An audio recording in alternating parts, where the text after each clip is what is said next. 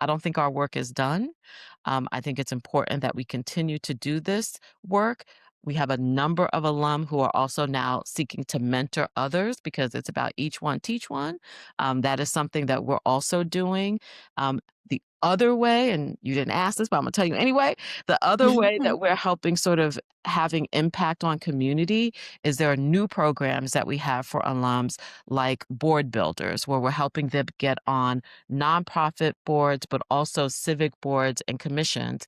Every city, state have important decision making commissions. So if you're in an industry, for instance, like insurance, it is regulated on a state basis, and there is a board that governs that state agency, and that board is appointed by the governor.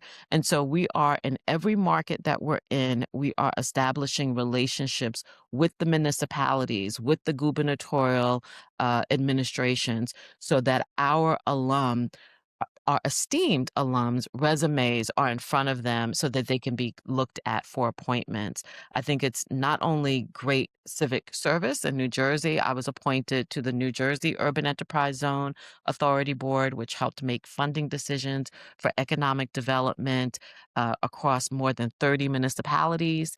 Here in Massachusetts, Governor Healy appointed me to the Cultural Policy Development Advisory Council. And a lot of that is where power is in those rooms. And I want our alumni to get into those rooms.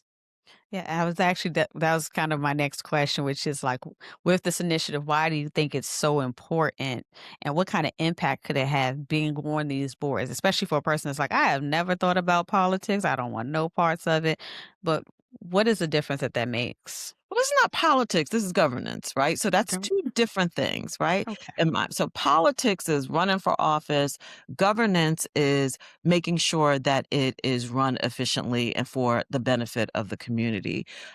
That's the space that we're supporting people. We're not getting into politics, Okay. but we are helping them. And, these are important decisions, things that again, I did not become aware of until I was a city official. And as the as the director of economic development, I was looking to steward projects through the planning board, through the zoning board, presenting to city council. But it's really those boards where they're public members. They're people who are appointed often by either the executive leaders, so either the mayor or the legislators. That's where the power is. I will tell you, I remember being on a panel. I'm not going to totally identify. It was a lot of famous people. It was a day-long summit, and they were talking about how we needed special allocations for us. And when I say us, I mean Black and brown folks. And it was so frustrating to me because I said, that money exists. We need to be in the room to make those decisions. And I said at one point, very frustrated, while we're talking about this here, there is a group of white men sitting in a room deciding how they're going to divide things up.